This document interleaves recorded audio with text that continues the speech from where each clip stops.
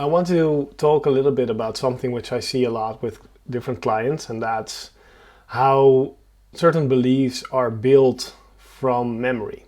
So something happens where a belief is built. For example, as a kid, you ride your bike in the wrong way. You fall, and your dad, instead of saying, "Oh, you feel are you feeling really bad? Can I help you?" Giving you a hug or something like that, says, "Well, you shouldn't have done this." Right? So in that way, a belief can build up that you're lacking, you overlooked something, you're not good enough, right? You're missing something or anything like that. It's very common to have happen based on different childhood memories we have. And as a kid, we don't think, well, it's because my dad didn't tell me. As a kid, we tend to think it's my fault. I should have known, or this was, should have been very obvious to me. Because as kids, we take things personal and we orient ourselves based on our environment. So that also, when we realize how things are built. So first of all, there's something that happens, an actual experience.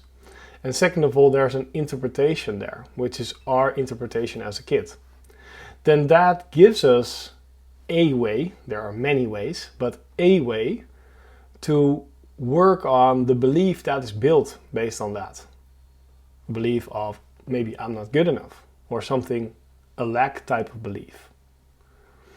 And a lot of people have this sort of core lacking belief, and I had that too. So it's very normal. This is hard to avoid because, we're children, and there are no perfect children. There are no perfect parents, right? Being a parent myself, I know how hard it can be. It's not easy always. Even me, with so much work on myself, probably my kids will look back on their childhood and also think like, I need to be in therapy because this guy was crazy.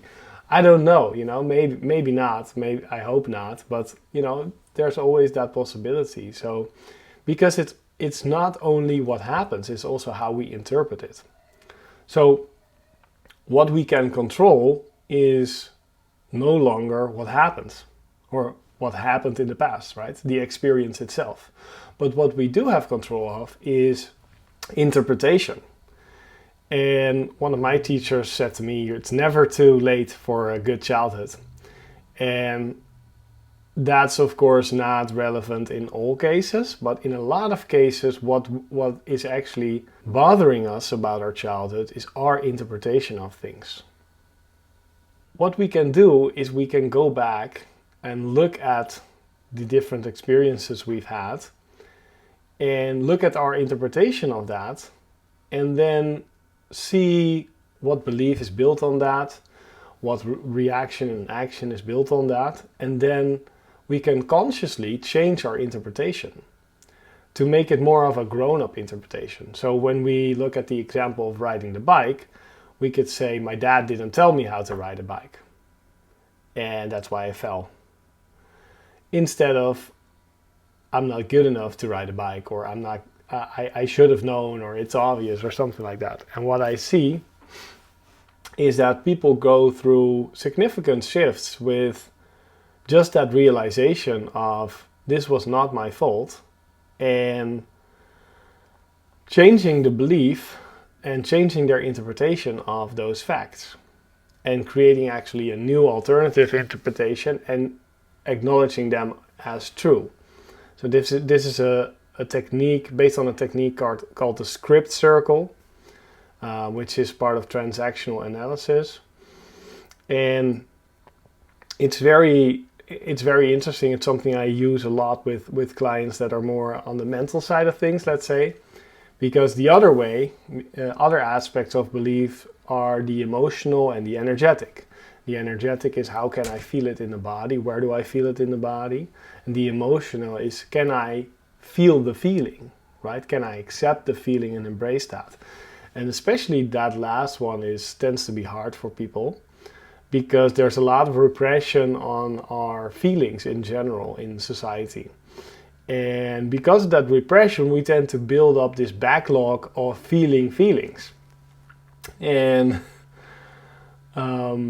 because of that, it's sometimes hard to start feeling again, or opening ourselves to what do we feel, because then for some people the floodgates open and there's just a lot of emotion coming through.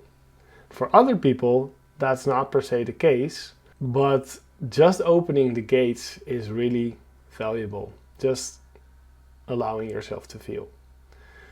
But changing your interpretation is a big way to also heal some of your inner child's pain, we could say. Much love to you, and thanks for watching. Bye.